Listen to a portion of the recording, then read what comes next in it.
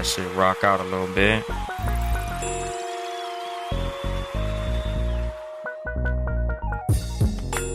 Got me on the camera. Good afternoon, motherfuckers and motherfuckers. This is your host, Young Dolemite of the Too Much Game podcast. Sitting here with my super producer, Ben Ready. Yes, sir. How you doing this evening, Ben Ready? Man, I'm good, man. Went to see my boy Lupe last night. Wonderful show. Nigga tell that shit up. Oh man, they got the live, man. Even though like two of the songs I would rather heard with the regular beat. Yeah. But it's all good. So what, he had a live band in? Huh? He had a live band? Yeah, they're all live. Everybody live, singers, violinists, bass guitar, electric guitar, pianists, saxophones, all kind of shit. He had the full shindig up there. Oh, so he got down like Frankie Beverly and Maze. Not quite. Some Earth, Wind, and Fire shit. Yeah. It wasn't that great. Live band. But it was dope though. Yeah, I'm gonna say if I could see anybody live that's living, it'll probably be Frankie Beverly and Maze. Cause I want to see a motherfucker get down with a live band. Even though I heard that Frankie Beverly ain't the same he used to be, but I don't give a fuck. I still want to see that nigga get down. Song's still the same though. Exactly, that's what I'm saying. Cause man, them motherfuckers got some jams. I just want to see Happy Feelings live to get some happy feelings. Yeah, it's good to, see somebody that you fuck with while they're alive. Cause I was being stubborn for years. Like, man, I'm not, cause I was doing music. I'm like, man, fuck that shit. I'm not about to go see the competition. Nigga pay to see the competition. Exactly. But now, since I'm a podcaster now, I can go see my boy Lou. Yeah, cause when you do something that another motherfucker do, or when you doing something that motherfuckers feel like they could do, they try to discredit the fact that you do it. Mm-hmm. Like a lot of motherfuckers, when I start doing the podcast, was like, "Oh man, you should have me on." Like everybody can't do this shit. Just cause everybody can speak, don't mean everybody can be on the microphone. I just told that to somebody. Like the podcasting part is the easy part.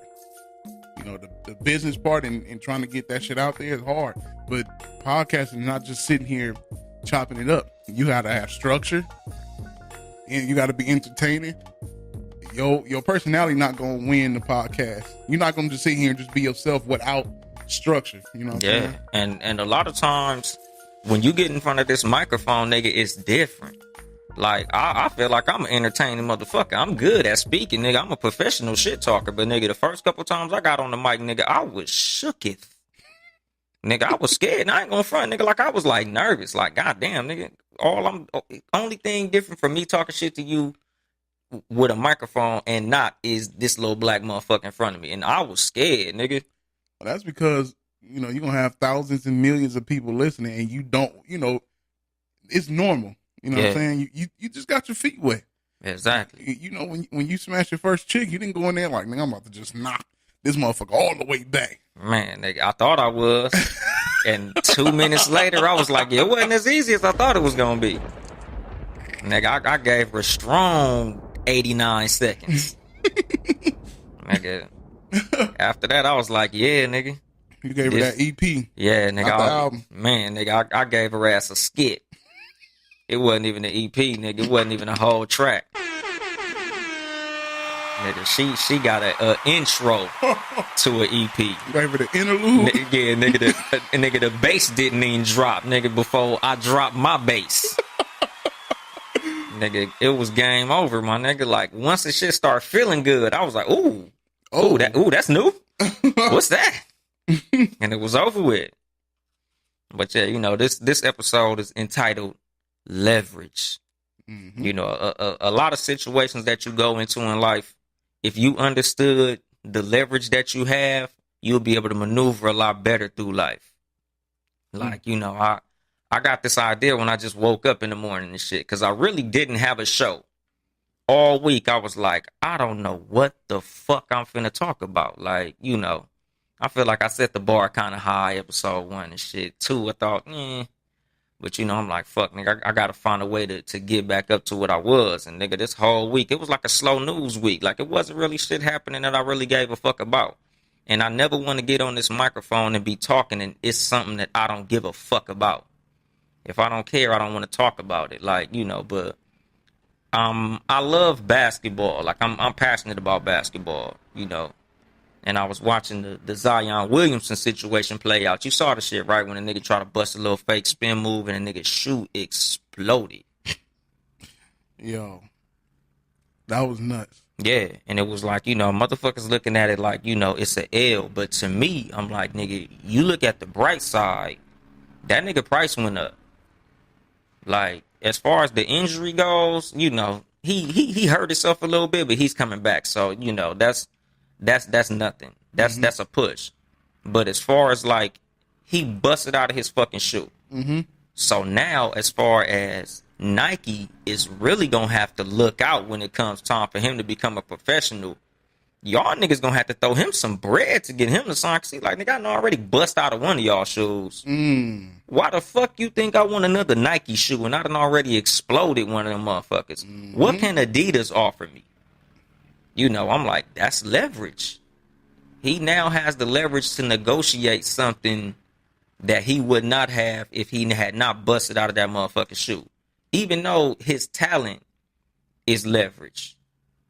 You know, he can use just the talent that he has to, you know, maneuver his way through a lot of situations that a lot of motherfuckers can't. Like, he's in a privileged position to really do it ginormous. Like, you know, because I heard a lot of motherfuckers saying that he don't even have to be in college no more. Yeah. Like, he could really consider saying, you know what, fuck this shit. Because he is Zion Williamson, the most hyped up fucking, you know, amateur basketball player since LeBron James. Oh, yeah. Skilled, too. Exactly, nigga. He can play. He's big. He's fast. He's strong. He could jump high. He's skilled. So a lot of motherfuckers, you know, people feel how they feel about him. Like, oh man, he'll never be another LeBron. And I doubt it. No, he ain't never gonna be another LeBron. But he is going to be very talented. He has something that you can't teach or buy. Yeah. You can't teach that size. You can't teach that speed. You can't teach that motherfucking athletic ability. You could teach a nigga how to shoot. You can teach a nigga how to dribble. You can teach a nigga how to pass. You can't teach a nigga to be 6'9", 275 and run a fucking 4.2 40. Like, this nigga is a monster.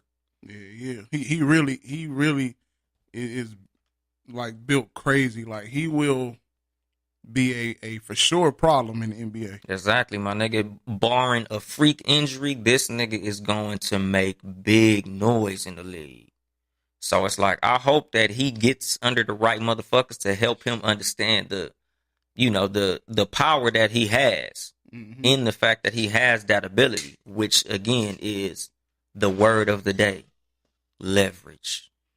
Like, he needs to be able to use that shit to his advantage. A lot of motherfuckers that's super talented end up getting fucked up in a situation because they don't understand the power that they have.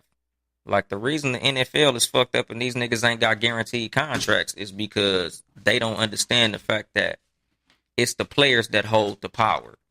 The players make the motherfucker work. Yet they let the owners punk them motherfuckers. They let the motherfuckers push them all around. And that's not the way this shit should be. Like, you should always understand if you have the power in any situation that you go into. So, like with Zion Williamson, he could literally say, you know what, fuck Duke. I'm going to go play in Europe. No, that's not going to hurt his draft stock. Well, now he done already signed with Duke. But you know who else signed and bounced? Okay. Lonzo Ball, little brother. LiAngelo and LaMelo. Remember, he played at UCLA. That bullshit happened when they was in China stealing sunglasses. And them niggas dipped out. Yeah.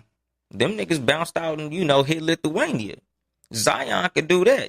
If he feeling like, man, Duke ain't paying me, fuck these niggas. And, motherfuckers say, oh, college is the big stage. You get a lot more visibility when you in college. Nigga, I'm Zion Williamson, motherfucker. Y'all niggas gonna know who I am if I quit for a year. Y'all niggas gonna draft me first if I go sit the fuck down.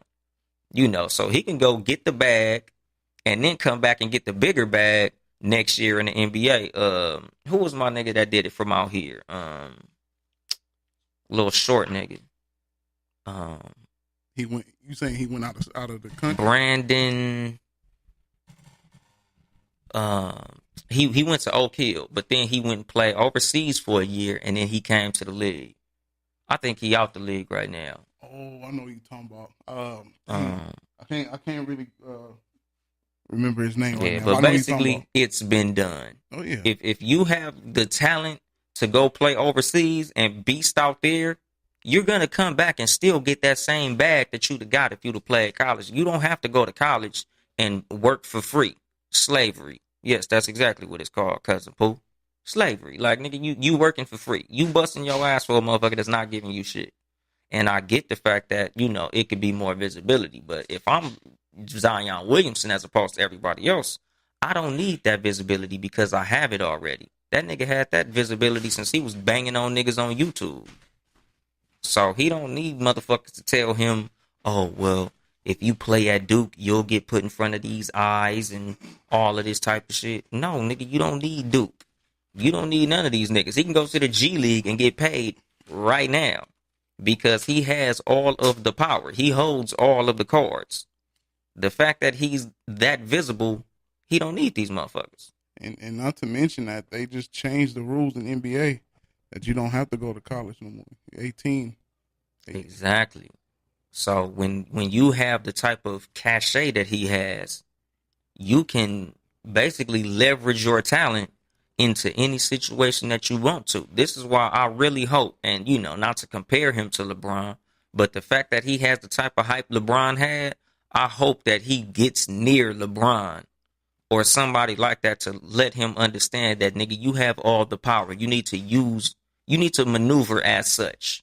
Right. Like LeBron was the first player to actually understand the power that he really had and use it to his full advantage. Mm-hmm. Like he used the fact that I'm the best motherfucker in the league, my nigga. Like he was able to, as a rookie, hire an agent on a temporary contract to basically teach his homeboys the NBA game as far as off the court.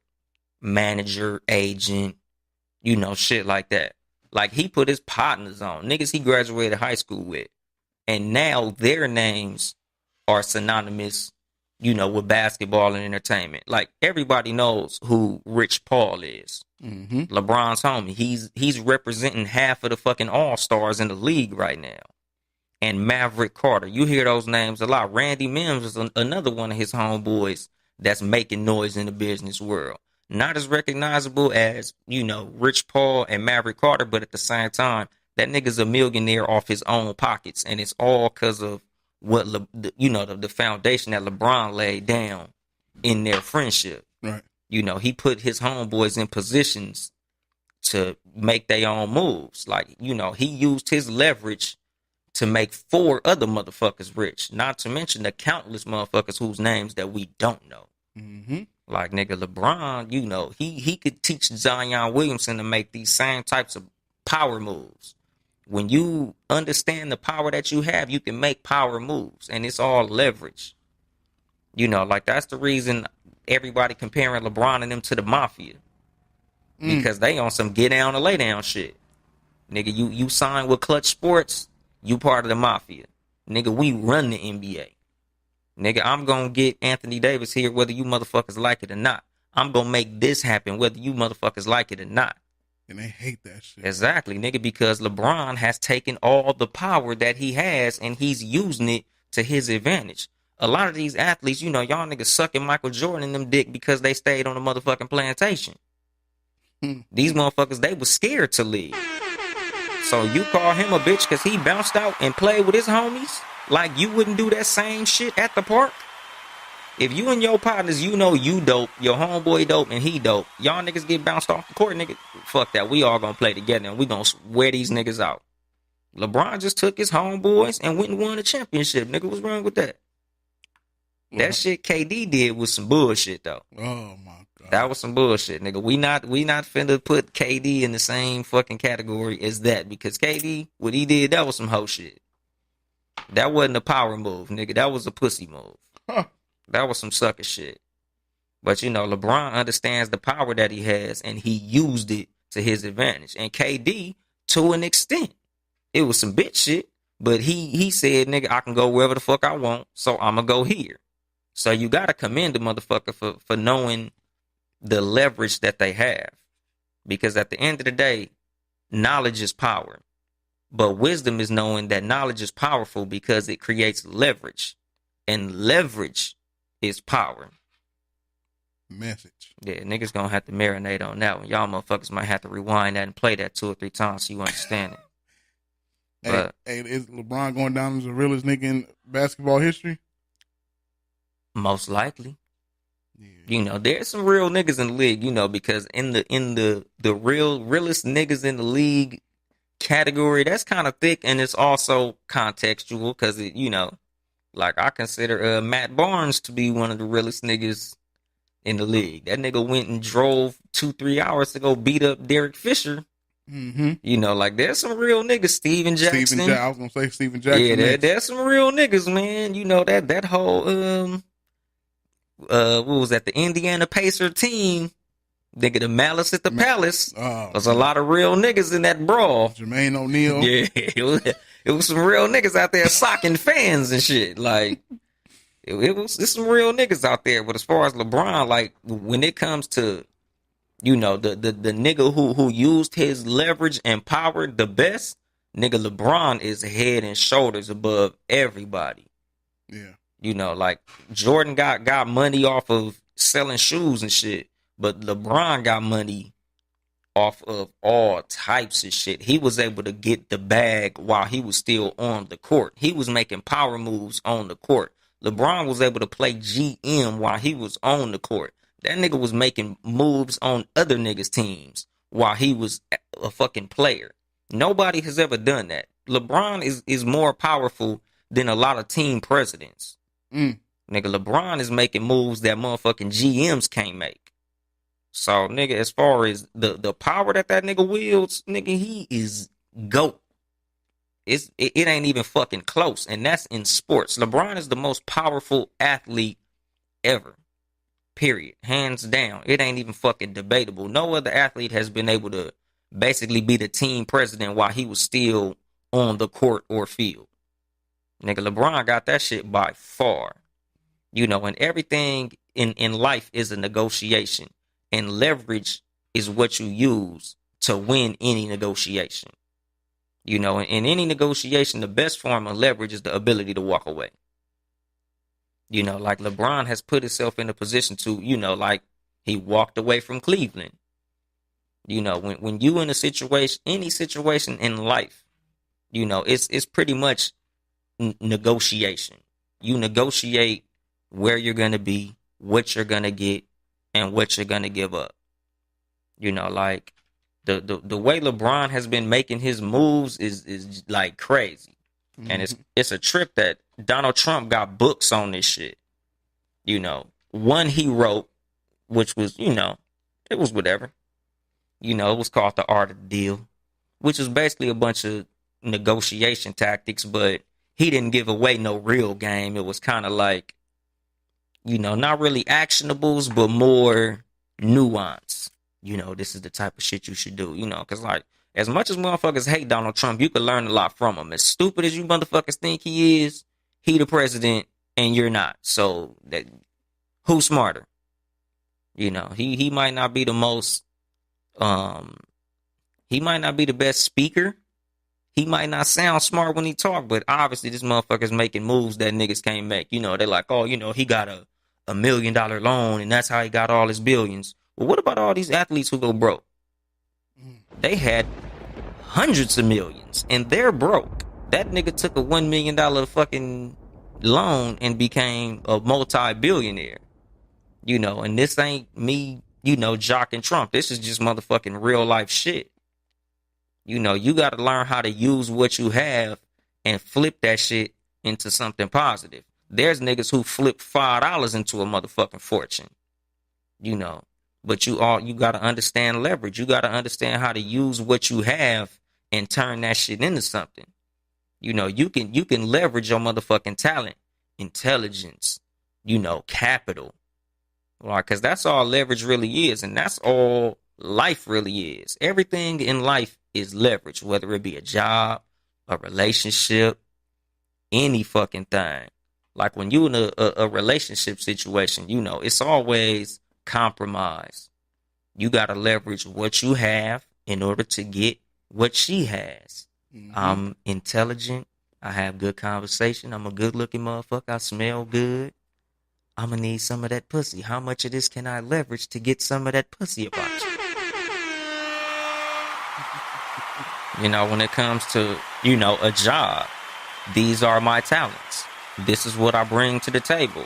And, you know, just major key for motherfuckers, man. When it comes to these job interviews, nigga, don't let these motherfuckers pay you what they feel like paying you.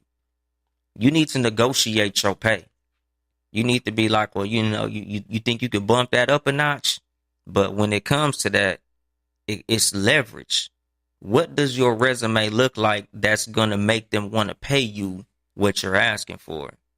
Because you never want to go into a negotiation and you don't have no leverage. Like that's Monique's situation, like I spoke on last week. Monique's problem when it came to the Netflix situation was she didn't have the leverage that she thought she had. She had perceived leverage. Her perception said that she had leverage because it was her fucking resume that she was bringing to the table. And her resume was valid. But at the same time, her leverage was not, or her resume was not current. You know, you can't tell a motherfucker that I was dope 20 years ago. And she ain't updated it yet. Exactly, nigga. Your resume is just like anything, my nigga. Like what current experience do you have? It's like if I told you I was a motherfucking computer scientist for 35 years. If that 35 years was from 1970 to 2005, right now, that shit is no longer valid because the computers that was cracking in 2005 are obsolete right now. So you can't tell me all this experience that you have is cracking if it's no longer in style. You know, that fucks your leverage up. You have to understand that what you're bringing to the table is still in play. You know, if you don't have something that is currently of value, you also have to understand the value that you're bringing to the party who you're negotiating against. And that's where she fucked up at. You know, she's trying to come into it like, I got an Oscar, I got this, I've done this many movies, I'm a legendary comedian, blah, blah, blah, blah, blah. But when they hit her with the, what have you done lately, she probably drew a blank. Like, what does that matter? And they like, bitch, that's 100% of what matters in this scenario.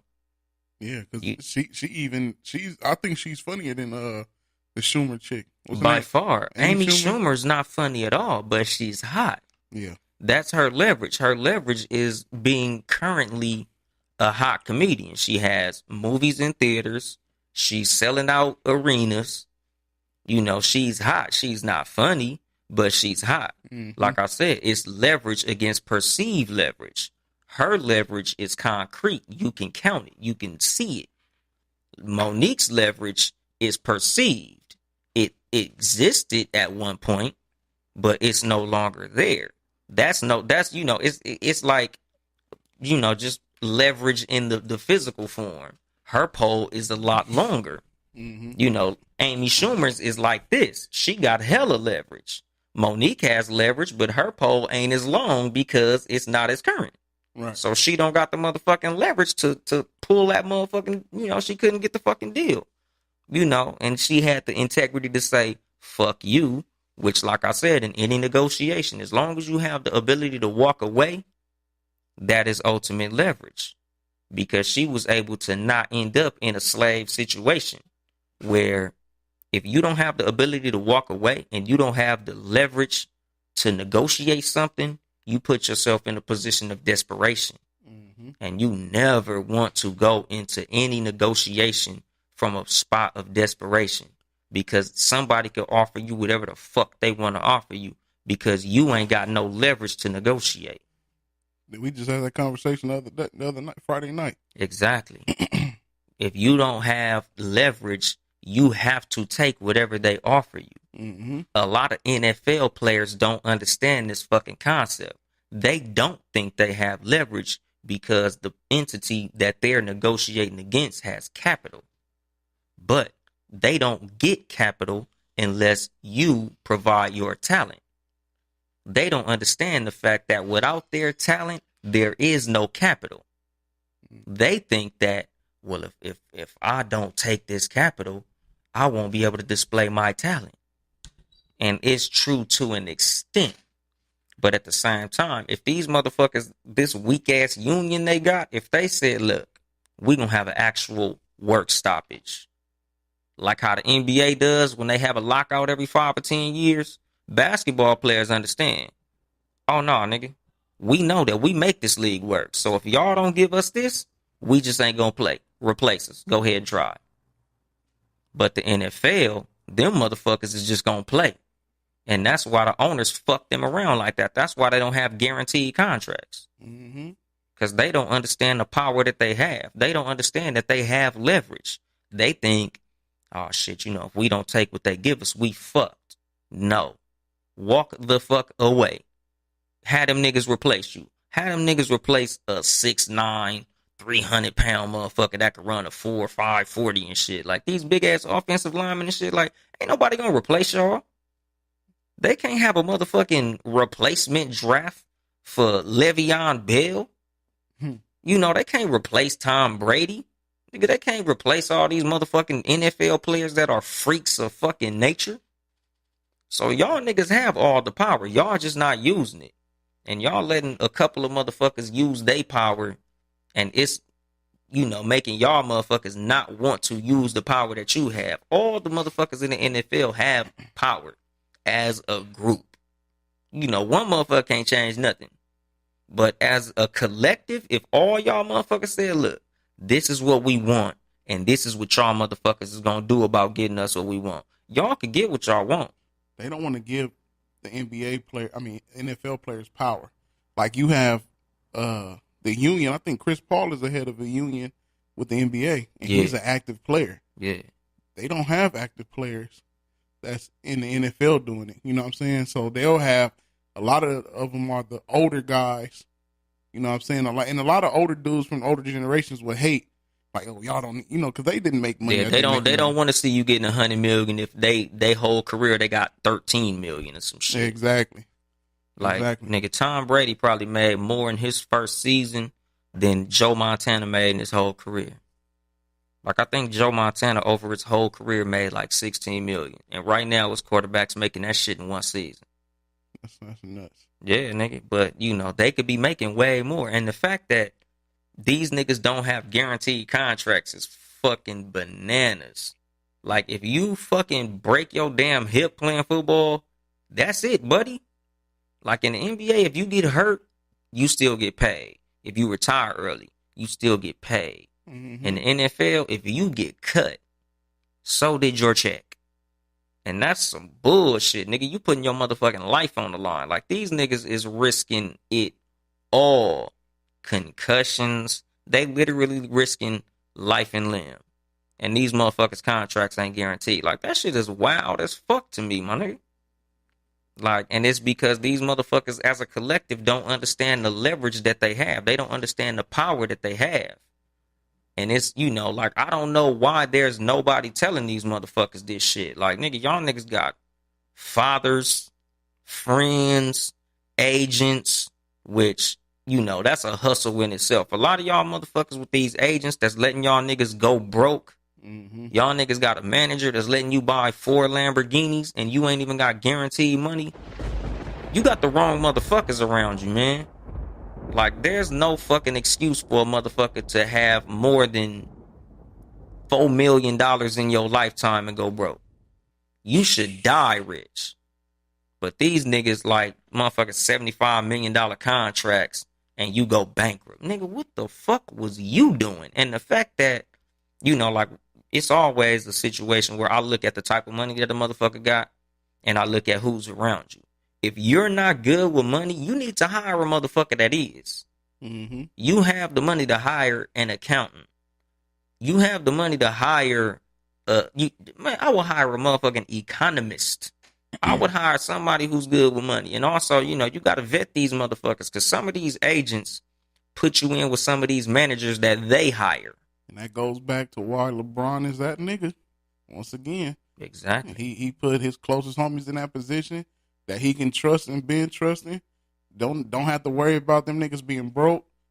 Don't no leeches around him. You know, of course he look out for family, but your closest dogs, you don't have to pay for this entourage because they rich as fuck too. Exactly. Like I said, he hired agents to train his partners to become his agents. Mm-hmm. And again, he had so much leverage that's you know, like back to the mafia shit. Nigga, that's an offer that you cannot refuse. Nigga, just taking 10 or 20 or whatever an agent's you know, their fee or salary, just taking 10% off of the money that I'm gonna make in the next 5 years, how you gonna turn that down? All I need you to do is teach my partner everything you know. And I'll be paying you ass loads of money because you gonna make more money off of me than your next 4 highest paying clients. Mm-hmm. And that's leverage. That's understanding your leverage. This is what motherfuckers in the NFL need to be doing. They need to be using their leverage. You know, every now and then a nigga hold out. Oh man, I need this much money. Whoopty whoop. And you know, again, these are motherfuckers who understand the leverage that they bring into the table. Nigga, I got this many yards. I've done this, and this. You're gonna pay me like this, and this because there's, you know, like a lot of times when niggas hold out, it's because there's another player with comparable statistics, comparable skills that's making more than them. And they like, nigga, you got me fucked up. You think you finna pay me less than that nigga and we do the same shit? I sit out. And eventually they end up getting the bag because they understand leverage. As the NFL, as a collective, y'all motherfuckers need to understand the leverage that y'all have as a collective. Without you, 500, 600, 700, however many motherfucking players in that motherfucker, 1,100 fucking people? If all y'all niggas as a group decide we gonna sit out, trust me, dog, y'all gonna get them guaranteed contracts. Big bags. Because I don't remember a time when the NFL really had a lockout like they have in the NBA. Like, I don't remember a lockout season. Like, I know they had one, you know, they didn't have 4 or 5 just in my lifetime in the NBA. Nigga, I remember they had one like 2003, 2004. They had one in 1999 when Vince Carter and them, they got drafted into a lockout season. So the NBA, they know, nigga, we'll go sit the fuck down somewhere. You know, when you a professional athlete, you should have the type of money that should allow you to be able to sit down and sustain yourself through a strike. You know, sometimes when you in a working situation, like an environment where you're an employee and you have an employer, you're really an independent contractor. As people, we need to understand the fact that as an employee, I'm selling you my services. You pay me for the value that I provide. You're not as powerless as you think you are in the position of an employee because there will be other employers. If you are in the NFL, you're kind of in a different type of situation because it's not like it's 13 other fucking professional football leagues. But at the same time, you hold all the cards in the situation. Without you, there is no NFL. With no players, there is no league. Without y'all niggas like me gonna be playing quarterback. And I suck at football. You can't have regular motherfuckers trying to replace the motherfuckers who play for the Rams. It's not gonna work. Ain't gonna work. Exactly. So without the players that are currently playing, all these replacement motherfuckers, like who the fuck gonna play? The niggas who didn't make it? Do you think people gonna watch that shit? If you watching the replacement Rams versus the replacement Patriots, and this motherfucker's on there playing, and these niggas is carpenters and janitors and bus drivers and truck drivers and mailmen and shit, this shit not gonna be entertaining like that. That shit gonna be like watching backyard wrestling. That should be like the XFL. Man, that shit gonna be like the DFL. Cause the XFL was kind of dope, nigga. Them niggas, they had, you know, niggas who could play, but again, you see where the XFL at. That's what I mean. It's gonna be gone. Yeah, exactly. Like motherfuckers we not gonna watch that shit for too long. Eventually, we're gonna be like, man, these niggas ain't doing like Odell Beckham and them. These niggas ain't doing all these amazing catches and 100-yard runs and all that fly shit that I'm used to watching. So niggas it's gonna be the WNBA. You see, ain't nobody watching that shit. And you know, I see the WNBA, they trying to poke their chests out and get some more. But sorry, ladies, you don't have leverage. Like, you know, y'all motherfuckers are saying that y'all want the same money as the men, but y'all not bringing in the same fans as the men. Y'all not putting the same product on the floor as the men. Y'all gonna have to bring something different to the negotiating table if y'all want to get a different pay rate. You can't be getting these millions of dollars, but you got 38 people in the fucking stadium. Like, the NBA is kind of losing money on y'all. Y'all can't ask for a raise and you not even making no money. That's not how this shit work. The reason the NBA players is getting what they getting is because they putting asses in the seats. They selling out arenas on regular season games. Y'all giving tickets away. You can get WNBA tickets with a Big Mac. Nigga, like, you can fucking, you know, you win a fucking contest on the radio and win front row courtside seats to the WNBA game. For real. Nigga, NBA to sit courtside at a regular season game, I done seen them motherfucking tickets be $3,500. $5,000 if it's for the Lakers. If they playing a good team, nigga, you could pay thousands of dollars. But a WNBA game to sit courtside is a 2-digit number. Why the fuck am I gonna pay you millions of dollars and I can't even, you know, I'm giving away tickets to see your ass play. You don't have the leverage to negotiate right now. Y'all motherfuckers gonna have to find a way to get some people to come watch these games. Y'all gonna have to generate some revenue before we decide to give y'all some. Like, you can't, you know, y'all motherfuckers can't ask for $10 million and all I made off of y'all was 4. That's not how this shit works. Yeah, they was complaining like, after the season, I gotta pick up another job here and there. I mean, ain't that what regular people do? You don't make enough of one job, you get a second job to cover them other bills or your excessive needs. Yeah, because the thing is, y'all not freak athletes like in the NBA. These niggas are literally superheroes if you think about it. These niggas can do shit that there's, like, you can't, like, nigga, just name a regular nigga off the bottom of the bench in the NBA. He can beat 1,000 motherfuckers that you don't know nobody in person who could beat fucking Brandon Ingram in basketball. He ain't even starting for the Lakers. That nigga would demolish every nigga that you know in person. Mm-hmm. Like, there's no average guy that you know that can beat a professional male athlete in a particular sport. But in the WNBA, niggas watch that shit and be like, nigga, I'll give Lisa Leslie the blues, nigga. Like, I'll fuck Maya Moore up, nigga. If Maya Moore came to the park, I'll give her buckets. So nobody's gonna pay to watch a person do something that they feel like they can do. If I feel like I could do what you gonna do, why the fuck would I pay to watch you do it? That's like me paying to watch a motherfucker sweep my floor or some shit. Like, nigga, I pay to watch a superhero do something. I pay to watch a nigga do a 360 dunk because I don't think I can do that shit. Like, you pay to watch football because when Odell Beckham jump up and catch that bitch behind his head and do a backflip over the end zone, you like, God damn. I'm paying to be amazed. Yeah, watching WNBA look like how niggas be on the court warming up. It's like paying to watch junior high school basketball. Damn. It's like paying to watch JV. Because at least high school niggas on varsity can dunk.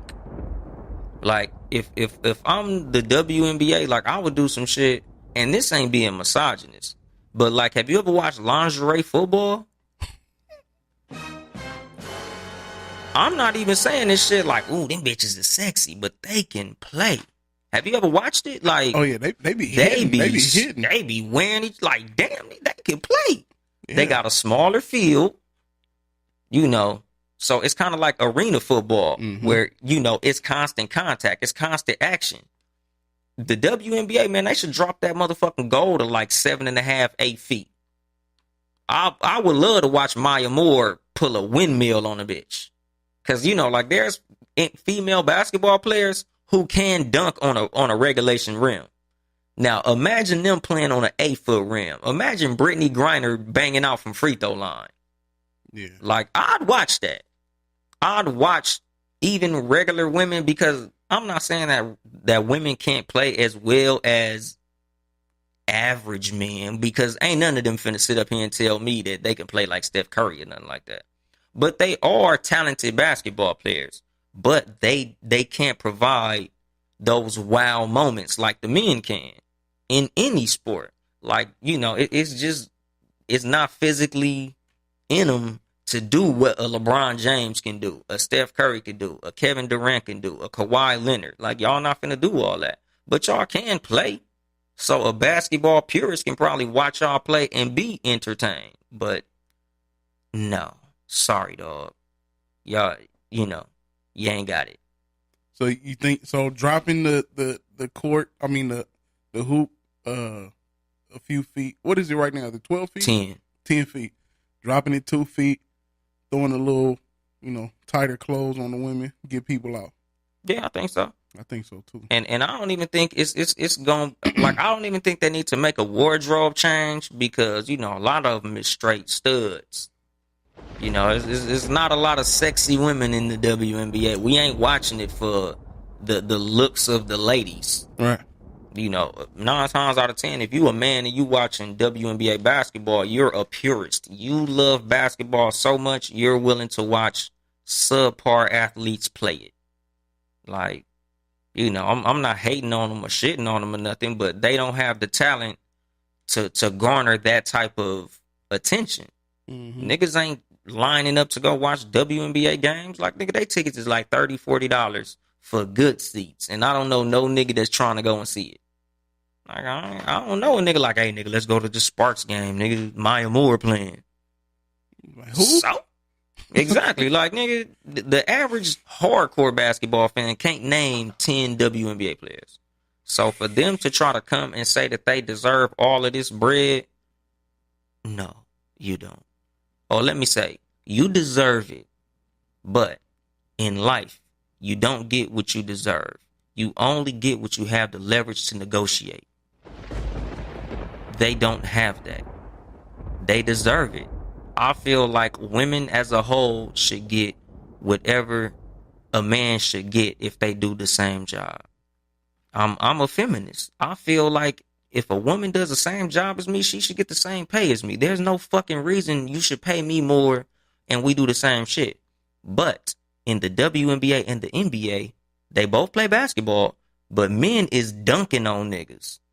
Men is breaking all these 3-point records and doing all types of amazing shit. Women are not. That's the difference. They're not doing the same shit. They're playing the same sport, but they ain't doing the same shit. If me and a woman are salesmen and we sell the same amount, she deserves the same amount of money. But if I outsell her, yes, we're doing the same thing. I deserve more money, and vice versa. If she sells more than me, she deserves more money. Right. That's just how it goes. That's leverage. Whatever you do, you should get the amount that you earn. You should get what you deserve for what you did. But if you ain't did all that, you don't deserve all that. You can't come into a negotiation saying, I do it so I deserve it. No. That's what the owners are saying, basically. Like, fuck out of here.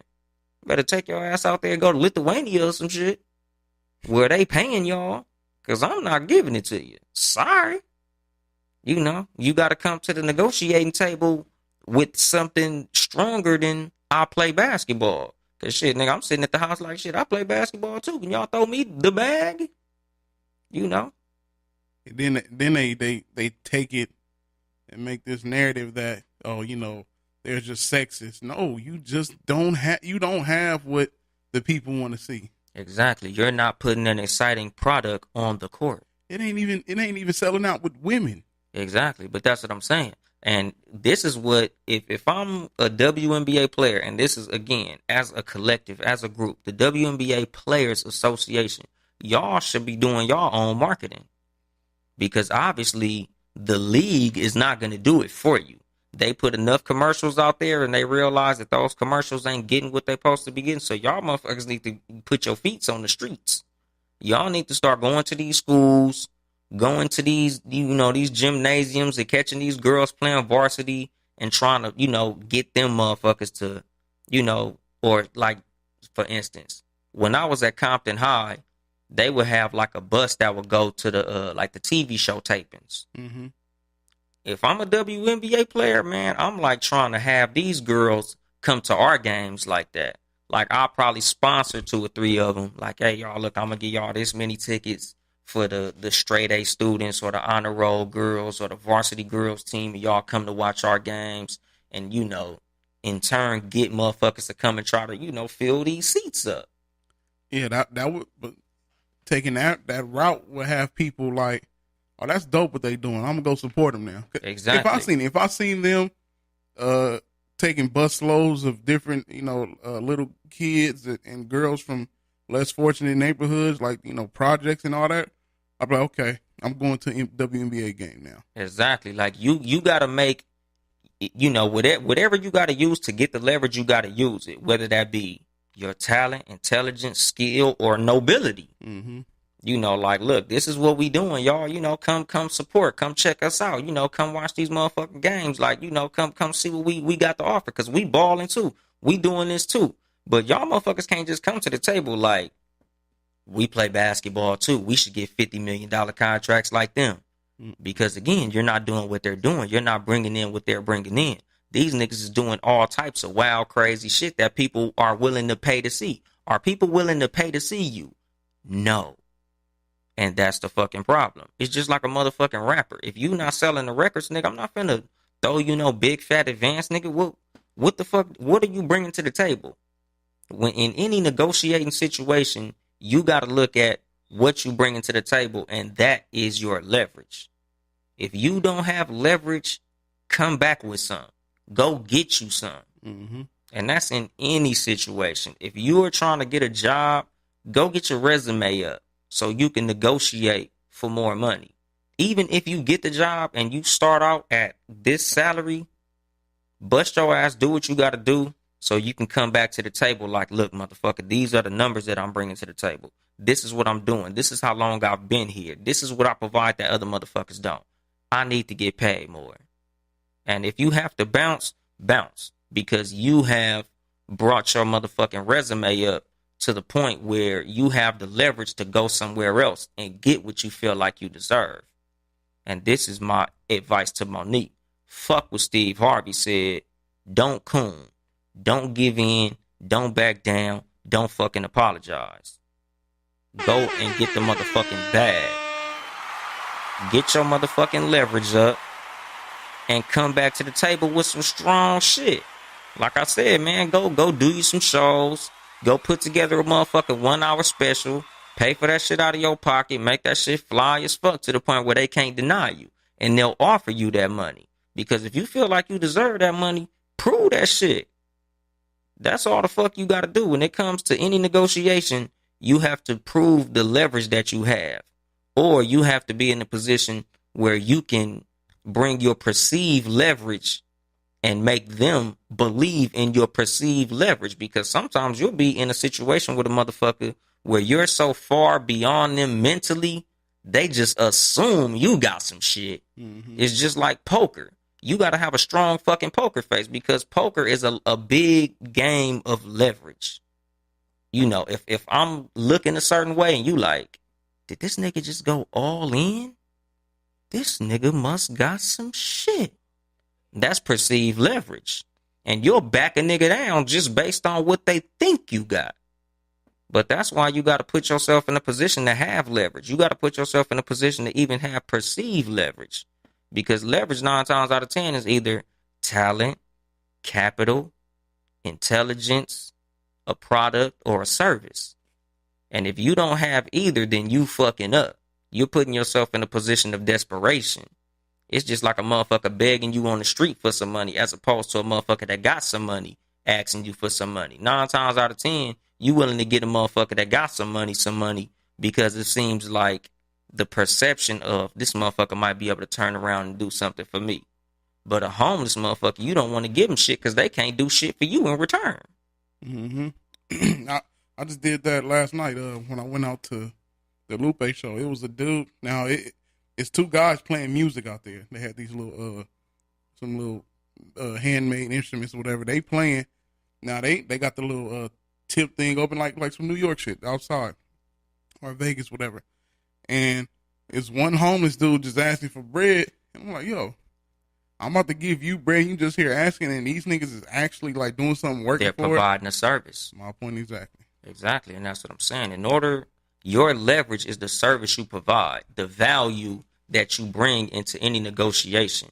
Your value is your power, whether that be your, again, intelligence, skill, talent, a service you provide, or a product that you have. Those are your tools to negotiate, to in turn bring in capital or whatever you want back in any situation. Whatever the fuck that shit might be. Like I said, like, cause even, and y'all know I love hoes. My money, my capital is what I bring to the negotiating table to get pussy.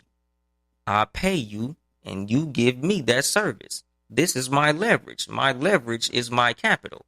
Your leverage is your service. And we come to the table and we negotiate based on what we both bring to the table, and we have a compromise.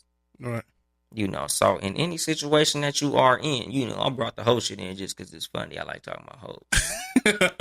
But, like in anything, in any situation, like you gotta know what your leverage is. You gotta understand leverage. You gotta understand what that is. So in anything that you come into, any situation you come into, whether it be a relationship or otherwise, you gotta know, okay, look, this is what I have.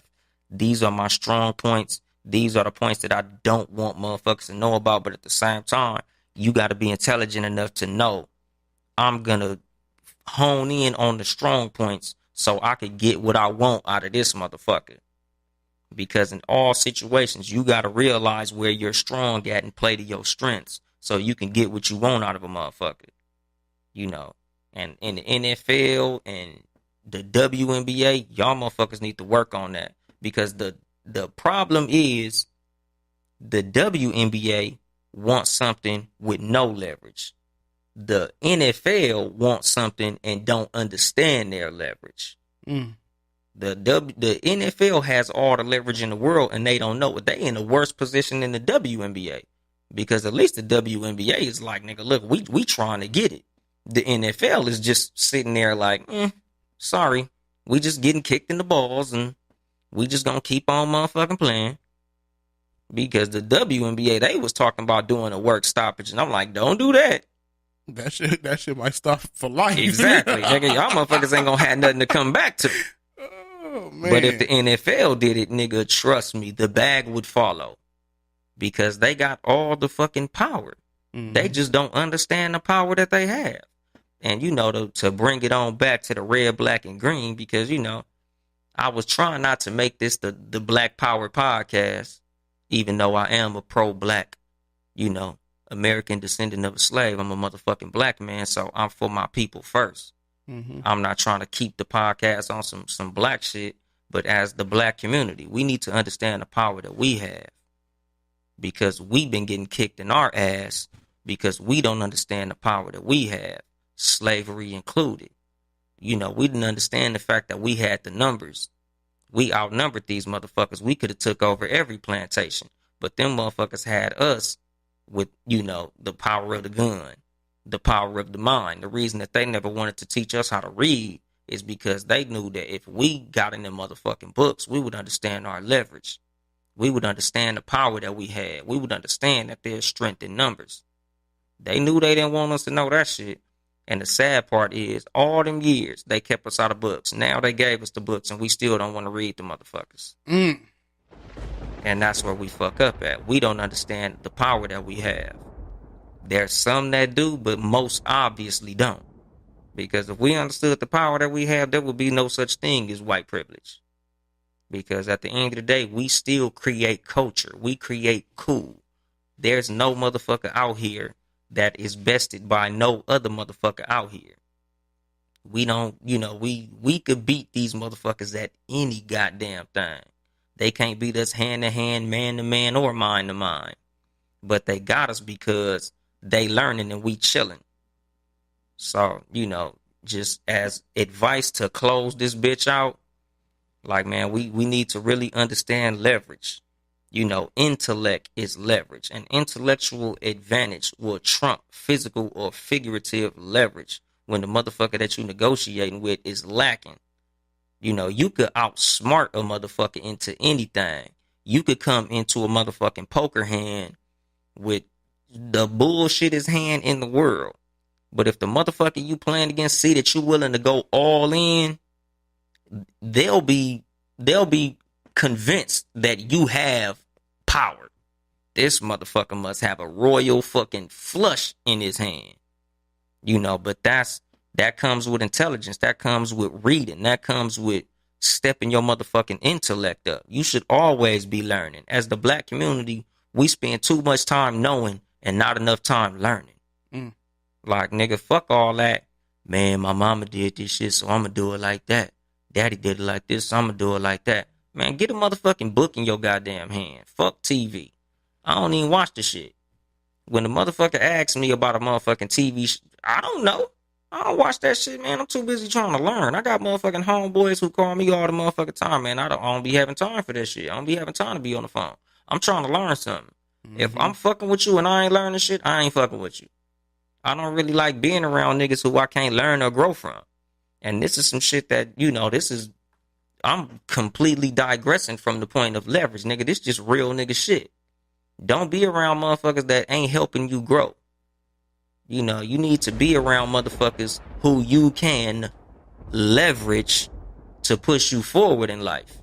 If you not fucking with a motherfucker that's helping you do nothing, get the fuck from around them. Because you putting yourself in a desperate motherfucking situation where the relationship that you have with this motherfucker, there's no leverage to move forward. That motherfucker, if a motherfucker ain't pushing you forward, they pulling you backward. Period. Big facts. And I'm gonna drop the mic on that motherfucking shit. This has been the Too Much Game podcast with the super producer, Ben Reddy. Yes, sir. I'll be hollering at you motherfuckers in 7 motherfucking days. Same bat time, same bat channel. 3 p.m. Pacific on Facebook Live, Spreaker, and after I motherfucking get done talking, that shit is gonna be on all streaming platforms. I ain't here to help you get bitches. I'm here to help you get better. Bye.